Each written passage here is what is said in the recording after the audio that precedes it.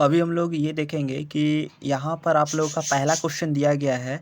जब रोगी का मुंह नहीं खुल रहा हो तो जख्म की स्थिति में पीड़ित को होश में लाने के लिए किस प्रकार की किस प्रकार की कृत्रिम विधि उपयुक्त है।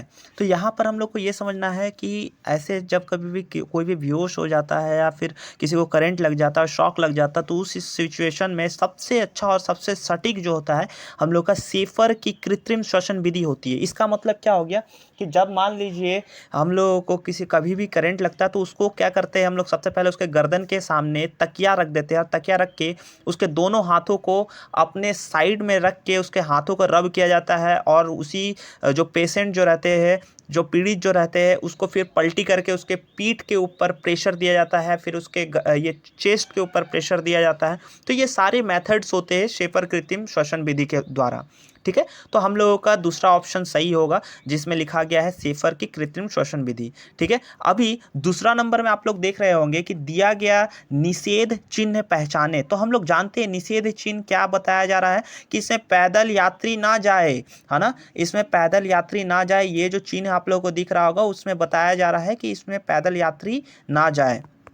थर्ड नंबर क्वेश्चन में हम लोग को दिया गया है उच्चारण में अभिप्राय है। ठीक है, क्या अभिप्राय है भाई उच्चारण से? तो उच्चारण से हम लोगों का हमेशा अभिप्राय होता है ध्वनि का उत्पादन। अब मान लीजिए ध्वनि का उत्पादन कैसे हुआ। ठीक है, ध्वनि का उत्पादन हम लोग उसको बोल रहे हैं, जैसे मान लीजिए कि आप लोग किसी भी चीज़ को बोलते हैं तो आप लोगों को बोलने के लिए जब तक आप लोगों का ध्वनि ही नहीं क्लियर होगा तो अगला कैसे समझ पाएगा किसी भी चीज़ को। ठीक है, तो हम लोग जानते हैं कि उच्चारण के लिए अभिप्राय क्या होनी चाहिए, तो ध्वनि का उत्पादन होगी। ठीक है, तो अब उस आते हैं हम लोग चौथे नंबर क्वेश्चन में। तो चौथे नंबर क्वेश्चन में हम लोग देखेंगे कि निम्न में स्वर अक्षर कौन सा है ना, स्वर अक्षर कौन सा है जिसमें हम लोग जानते हैं कि A E I O U होता है। ठीक है ना, जिसको हम लोग क्या बोलते हैं इंग्लिश में, जिसको इंग्लिश में बोलते हैं हम लोग वॉवेल्स। तो वॉवेल्स होता है A E I O U। सो यहाँ पर यू हो जा रहा है हम लोग का स्वर अक्षर। क्लियर हो गया आप लोगों को? अब आते हैं हम लोग पांचवें नंबर क्वेश्चन। तो पांचवें नंबर क्वेश्चन में लिखा है एक आंसर में मूव अक्षर कौन सा है। मूव अक्षर का मतलब ये हो ना कि जो भी ऐसा अक्षर, जो भी ऐसा वर्ड जिसमें हम लोग का उसका उच्चारण नहीं है। तो उच्चारण किसका नहीं है भाई? जैसे अब मान लीजिए आंसर बोलते हैं आप लोग, तो आंसर में डब्लू का उच्चारण नहीं होता, सो आप लोग का इसका आंसर क्या हो गया? डब्लू हो गया। क्लियर हो गया आप लोगों को? अब आते हैं छठे नंबर क्वेश्चन में। तो छठे नंबर क्वेश्चन में आप लोग का दिया गया है विश्व भर में कंप्यूटरों के परस्पर संयोजन से बना संचार जाल कहलाता है। तो हम लोग जानते हैं कि विश्व भर में कोई भी कंप्यूटर से बना संचार जाल इंटरनेट कहलाता है। कैसे भाई? तो हम लोग जान रहे हैं कि जब कभी भी इंटरनेट जो है, इंटरनेट से आजकल पूरा इंटरनेट का एक जाल तरह से फैला हुआ है।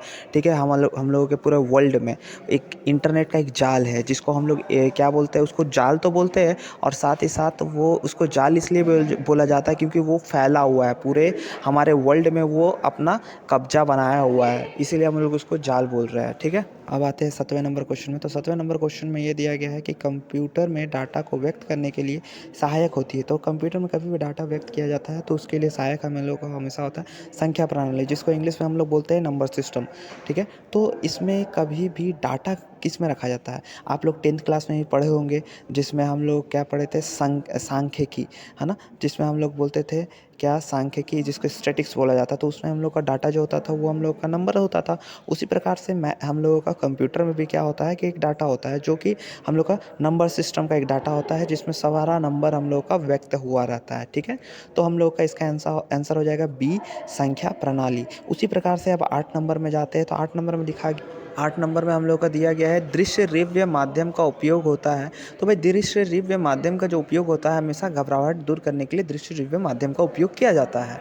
ठीक है, अब आते हैं हम लोग 9 नंबर क्वेश्चन। तो 9 नंबर क्वेश्चन में दिया गया है कि दिए गए पत्रों में से कौन सा शासकीय पत्र नहीं है। तो भाई शासकीय पत्र किसे कहा जा रहा है? जिसमें आदेश, निर्देश, ठीक है, नियुक्ति सम्मिलित होती है। ठीक है, तो यहाँ पर हम लोग जान रहे हैं कि यहाँ पर 3 चीज़ हम लोग को दिख रहा है, नियुक्ति भी दिख रहा है, शिकायत भी दिख रहा है, स्वीकृति भी दिख रहा है। तो ये सब जितने भी है वो हम लोग का शासकीय पत्र के अंतर्गत आती है, और एक आपूर्ति जो है वो हम लोग का शासकीय पत्र के अंतर्गत नहीं आती है। सो हम लोग का आंसर जो हो गया आपूर्ति हो गया।